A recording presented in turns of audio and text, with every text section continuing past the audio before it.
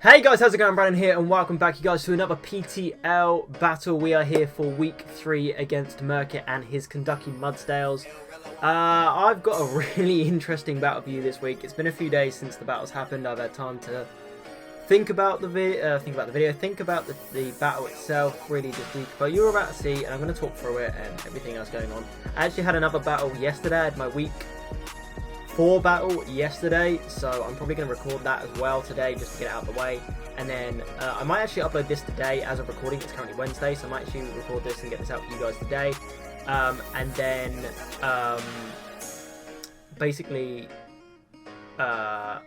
the game against Luke for week 4 I will have for next Monday. I'm trying to give you guys either a video or a stream a day, Monday to Friday at the moment. As you guys know, I work weekends and it's just impossible for me to do anything at the weekends or spend time with girlfriend, blah, blah, blah. So weekends are off, so I'm trying to do something for you guys Monday to Friday at the moment. And just something, just give you guys some sort of content, if it's Draft League, if it's a stream, if it's a rebuilder, because I've got a rebuilder in the mix, if it's a top 5, if I need to do a top 5 out of nowhere and just get one of those out for you, that's what it is. But yeah, so let's get on with this week and against Merkit. Really nice dude. Let's have a look at his team real quick. Obviously the 6 that he brought are above me, but his team is, and this is in alphabetical for some reason, Draft League, the way I've done it's gone in alphabetical. Celesteela, Claydol, Decidueye, Deance, Mega, Emboar, Hydreigon, Kangas, Rotom Frost, Skolo, Snom, and Vaporeon. So the 6 he brought, I wasn't massively surprised. Kanga, well, so let's have a look at the 6 he brought and let me just talk through them. No, I don't want to load up Discord, you guys might have seen that. And that's really going to annoy me if you've just seen that. Because that should be closed now. Right, really unprofessional of me. Right, let's get rid of that. Right, so I have no idea what you probably just saw the PTL server as well. Right, so the 6 above me, Vaporeon was a given. Any Water Absorb Mon that I go against this season will be coming. I'm running Rain. Water Absorb is a given. He might have even been a sort of rest. He could have brought like a rest hydration set to throw me off, because I wouldn't have clicked a water move against him fearing the Water Absorb. So he easily could have brought like hydration. And didn't, like, he brought Heal Bell. Like, he easily could have brought hydration and just got rid of any toxics that I did in the random stuff. That would have been really cool tech. Scolipede, yeah, it didn't have a terrible matchup. It didn't have an amazing one either. But you know, it's his hard hitter. It can do some damage. Hydra, again, resist water, can do some damage depending on its set. Rotom Frost was a given. It doesn't get freeze dry, but like Blizzards and Volt Switch, Thunderbolt, sort of pain sit. Maybe Will-O-Wisp for Male Metal, quite standard. Celesteela, again, all different kinds of set it could have been. It could have been a physical Rocky Helmet user to block Male Metal. It could have been specially offensive. It could have been physically offensive. Really annoying. And Kanga makes sense because of things like Fake Out to stall out Rain. Fake Out Protect can stall out Rain, which is really annoying. You'll see that against Luke, because that's literally what he brought, and it's really frustrating. So yeah, let's get onto the 6 that I brought. So first up on the team was Male Metal. I had Toxic, Thunder Punch, Double Iron Bash, Earthquake, lefties, max HP, max attack. Toxic was to predict the Vaporeon switch in. Thunder Punch, obviously we had to hit it. Double Iron Bash just because it's Double Iron Bash, and Earthquake to be able to just hit things like Emboar if he brought it. Deance, although Double Iron Bash would have battered the Deance. Actually, let me just get up his team up in my notepad because that's just easier to look at. Because basically what I have in my notepad, and I do my speed tiers, I write them down. So yeah, Celesteela, Earthquake may not have been an amazing bring looking back at it actually, because he had Hydra as a Levitate user, he has Claydol as a Levitate user, he has Rotom as a Levitate user. Yeah, so Earthquake probably wasn't the best bring looking back at it, but hindsight's 50-50. Next up, Heliolisk, just the matchup was just really nice. Thunderbolt Switch, Hyper Voice Surf. Again, hindsight looking back, looking at the matchup, I probably should have put Focus Blast instead of Surf so I could really just body the Hydra. But my luck, I would have missed. My luck in this game, we'll get into that. I would have missed the fucking Focus Blast by a million miles an hour. Probably been able to hit the Rotom Frost as well, but just the way it is. Next up we got Cobra Berry, Shedskin, Scrafty, Dragon Dance, Knockoff, Drain Punch, Iron Head. This thing was sort of just to be able to set up on the Selly. If he was running Air Slash, I was able to get a Dragon Dance off, Drain Punch into a knockoff. Unless he's fully Fizz Def, would have done a lot of damage. And if he's fully Fizz Def, I'm actually able to set up on him with that HP investment. The speed was enough to outspeed everything that wasn't Scarfed, if I remember correctly. Obviously, like Scolipede can use speed boost and whatnot. Iron Head was for the Mega Diancie, which I don't know why I brought Iron Head. I really should have bought Rest because I was Shed Skin. And then late game, I could have literally just won with Rest, Shed Skin, Dragon Dance. But, is what it is. Pelipper, typical Fizz Def Pelipper, to be able to like just switch in on things. Just walls, things like Decidueye. Scolipede really can't hit it. Hydra struggles to hit it, even if it is special. Kang, again, it's just being able to be physically defensive on this thing and just switching on things with its physical attack, be able to roost. Defog Scold, Roost. I didn't want U-turn this week because I just felt like when I've been using it, I've been just switching up normally. It's too slow to go for like a slow U-turn, and because it's my range setter, I'm going to let the dog out. There you go, boy. Because it's my range setter, I don't want it to get too much damage on it. There we go, just let the dog out. So yeah, I don't really want to just be like getting... I know I can Roost back up on a switch in, but I'd rather Roost instead of sort of like U-turn. Rip Nemo's mum are Barrascuda, Life Orb Barrascuda, Liquidation, Close Combat, Crunch, Flip Turn. Again, this thing just goes in. Against teams, if it's up in the rain, it just goes in. And then finally, what are you doing? Mega Swampert, Earthquake, Ice Punch, Power Up Punch, Waterfall. Again, if I can get to +1 with this thing off Power Up Punch, maybe against the Kangaskhan or something, in the rain, it just really just hits hard. But yeah, so that is the team, you guys. Not really much else to say about it. Barrascuda's enough speed to outspeed. Normally, is it 181 is enough to outspeed Scolipede without a speed boost. So if he brings Scolipede in and the rain is enough, I can still outspeed the Scolipede. It probably has Protect anyway, so that was a bit like meh. But the next one was Mega Diancie at 110, so I literally would have just gotten rid of like 12 IVs and put them into 12 EVs and just put them in HP. So that 124 is 148, so that was enough to 248. That's actually a speed tie with max speed Scarf Hydra. Lol. Yeah, I couldn't outspeed Scolipede in the rain with this thing, which was really annoying at +1. But again, is what it is. I don't know why the speed is that. I can't remember. Again, I made this team however long ago, and I'm only doing the team builder now. But that's the team, you guys. Let's get on with the battle. Alright then, you guys, so here's the battle. As you can see, the 6 that he brought above us in front of us: Vaporeon, Hydra, Selly, Scolipede, Rotten Frost, and Kang. I'm going to put this on slow and try and walk through it.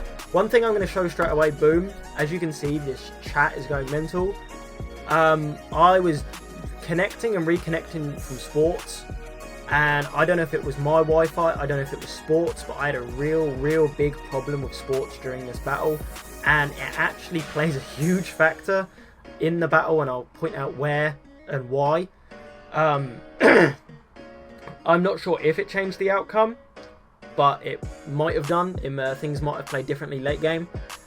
So my lead here was Melmetal, just because I could just scout with a double Iron Bash. I could scout if he was Fizz Def, Rocky Helmet, Vaporeon. I could scout if he was Fizz Def, Rocky Helmet, Celesteela, because that's what all I'm expecting people to bring, because I have Celesteela, is just a Fizz Def Water type with Rocky Helmet because of double Iron Bash. I was going to click it no matter what, because him being lead Scolipede either tells me he's Sash, Spikes, Endeavour, or he's like a Sash setup set. Double Iron Bash just absolutely destroys this thing, so there's 100% he's switching out. He could click Earthquake if he wanted, but it's not Stab, and he's not a +2, he's not really going to be doing much, so he's definitely switching out. He switches straight into the Vaporeon, great, so I can scout to see what kind of set it is. That's Fizz Def, even though it did, well, it's going to do 30, just under 30 after leftovers, which he reveals to be, because I'm not taking any Rocky Helmet damage.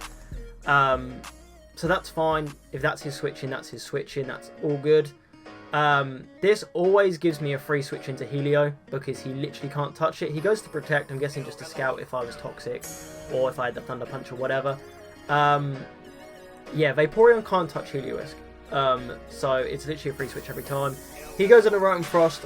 This is just give me a free Volt Switch. That does only 23. Obviously, I'm Life Orb, so I'll take a bit. I can go back into Rotom Melmetal. Now, I am fully aware at this point, even though he hasn't shown it, he is 100% going to have Will-O-Wisp because I have Melmetal. And I'm sort of thinking, okay, my switch into this thing is Melmetal, but it also has Will-O-Wisp. So Rotom Frost straight away I'm figuring out is a big old problem. So I go back into the Heliolisk because I'm like, he's going to Will-O-Wisp, which he does. He misses. Not really a massive thing there, because if Heliolisk is burnt, then Heliolisk is burnt. It is what it is. I'm a special attacker. I'm going to stand and click Hyper Voice. That does a good chunk to this thing, and that's a good thing. For some reason, he clicks Willow again.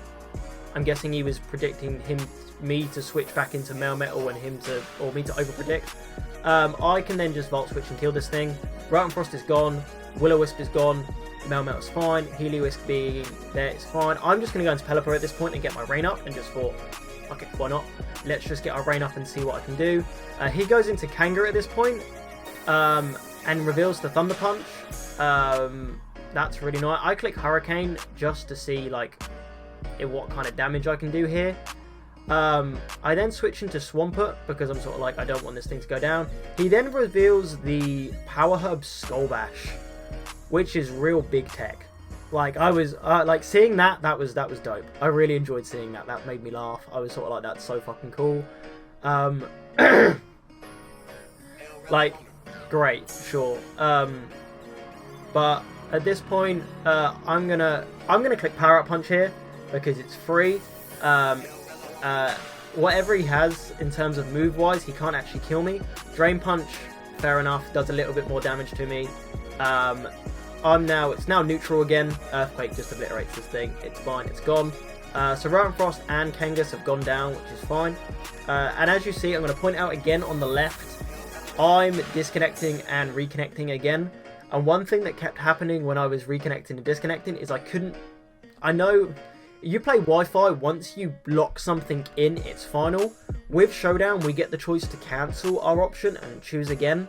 I wasn't able to do that. If I locked something in, it wouldn't let me cancel anything. So I was really like trying to be on the ball, make sure that I knew exactly what I was doing and that I didn't misclick, because if I misclicked, I was screwed, basically. He goes into Scolipede here. I'm like, he's just going to pick up a kill. I click the Earthquake, reveals to be Sash, which is fine. He then goes for the SD, and at this point I'm like, shit. Something's going down. He's Speed Boost. If my Pelipper was at full, that would have been amazing, because I could have literally just switched straight to Pelipper, because I'd have been able to take anything this thing did. I would have obviously not taken anything from the Earthquake, but Mega Swampert at this point, it can go down. I'm fine with it going down. I need something to go down so I can bring something to revenge kill this. I don't have any priority. I don't... and I should have brought Barrascuda in here, but I think I didn't outspeed even with Swift Swim, because he was 2 and I was at 2, and I only did enough to outspeed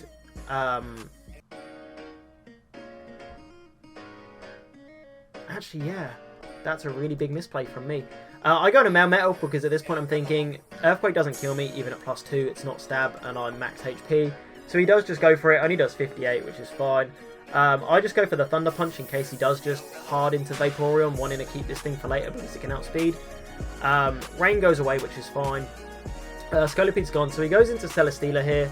I switch out because I'm sort of like, if he's in a Totemized weakness policy, that's a problem. He does just click the Fire Blast, which we absolutely swallow because of the rain, which is all good.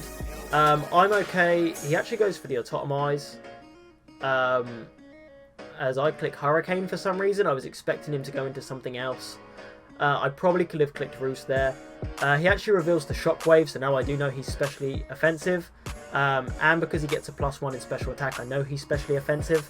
Right, so here's the big thing that cost me this game. And that's kind of spoilers, but a little bit, but we'll still talk about it. I disconnected here before I'd even chosen what was replacing Pelipper. I disconnected. and it took me a good 20 seconds to reconnect. My Wi-Fi was really having a funny moment. When it reloads, Heliorisk is in.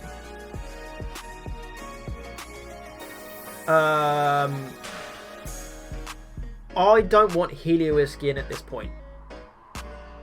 I want Barraskewda in. The reason I want Barraskewda in is because I outspeed. Actually, did I want Barraskewda in? Okay, maybe it didn't matter. Now looking at the battle, maybe it didn't matter. I was really like adamant that yes, I did want Barraskewda in, because I think at this range, in the rain, the set that I was, because he was offensive, Liquidation just killed. And I won. I won at that point. Liquidation kills this thing. I outspeed, Liquidation kills. He brings in... He can bring in Vaporeon if he wants. But Hydra dies to a close combat. And then Vaporeon can't touch Helios because I win. I load back in the game and Helios is in. Okay, Helios is in. Fine. Whatever. If he has Earthquake, so if he has Fire Blast at all, my Shockwave Earthquake, I just lose to this thing. Which is why I was really annoyed that Helios is in, because I was like, if he does have the Earthquake, I just lose, because Melmetal's at 48, a +2 Fire Blast. Well, I'd probably try and bring Melmetal in straight away because the rain's up and he can't really touch me. Helios is dead. Scrafty, he doesn't really have anything to hit Scrafty, but a +2 whatever's going to hurt because I'm not special defensive, and Barraskewda will just die to a Shockwave. So Helios is in. At this point I'm like, okay, I'm just going to start clicking Thunder. And look, you even see me in the chat, I couldn't cancel. Because I'm guessing, I don't remember choosing Heliorisk. Like, I left and rejoined, or I chose Heliorisk and I wanted to cancel and bring in Barraskewda. Like, I did not want this thing in, because now it's that low. I just need to, wow. This flustered me massively, and I kill this thing. And now I'm at 9%, and luckily dry skin does get me back up and everything else. Burn 15%. Hydra comes in. This is where I misplayed, and this is where I should hard Scrafty right now, basically. I should hard Scrafty right now because this Vaporeon can't touch Heliorisk. But I just Hyper Voice to get as much damage as possible and let this Hydra kill me.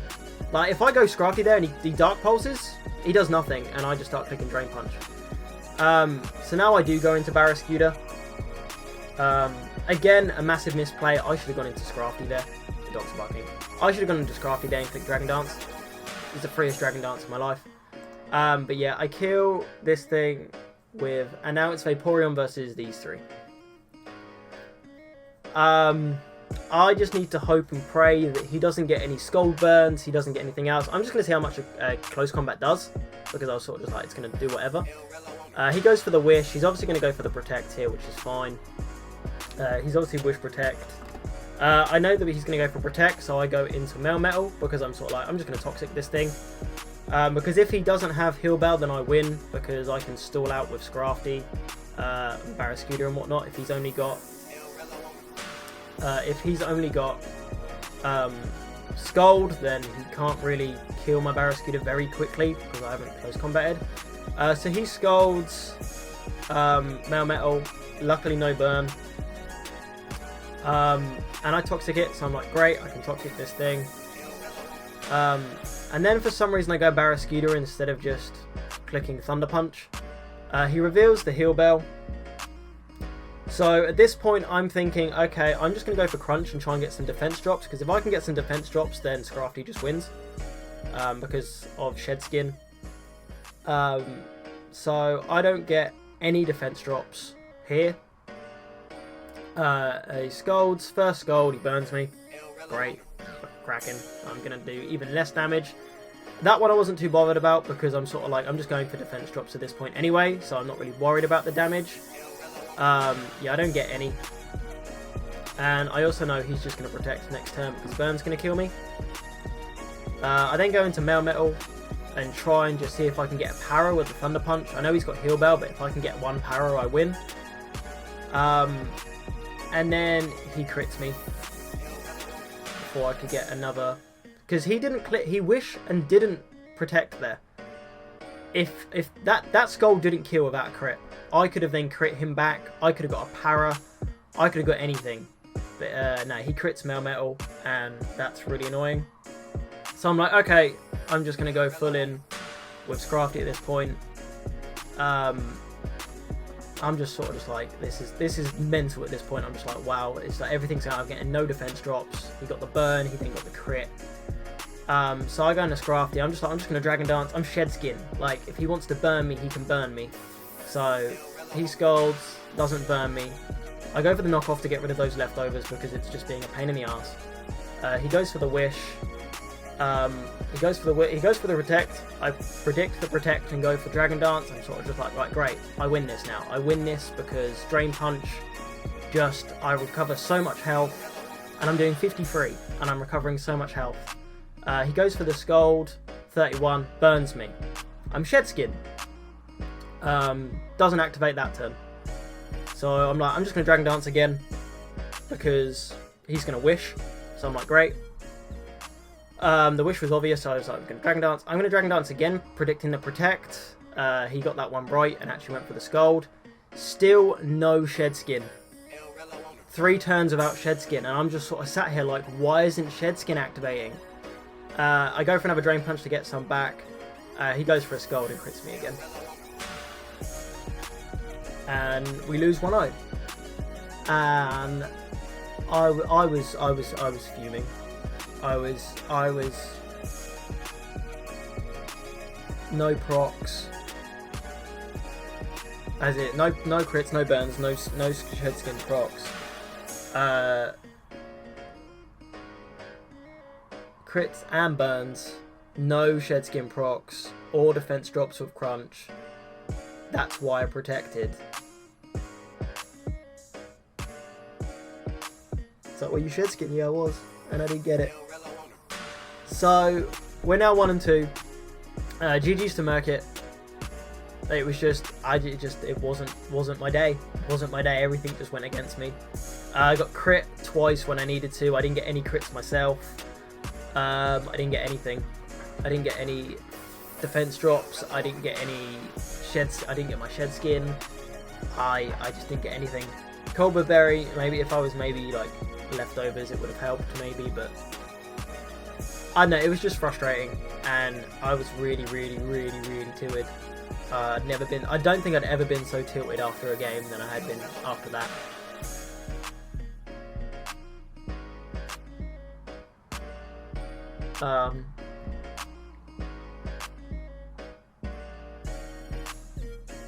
But yeah, not really much else to say about it. So we're now 1-2 with still a +1 because we beat Max 3-0 and we've only lost. Our 2 losses have only been 1-0s, which is luckily. But yeah, next week we play Luke Time and his Cardiff something or others. I can't actually remember. But yeah, that battle was just all kinds of bullshit IMO, but it is what it is. If you guys enjoyed, make sure you hit that like button for us. Fucking dogs barking, bro. I can't even record a video. Can't even. With that being said, I'm going to get out of here, and I will see you guys next time. Peace!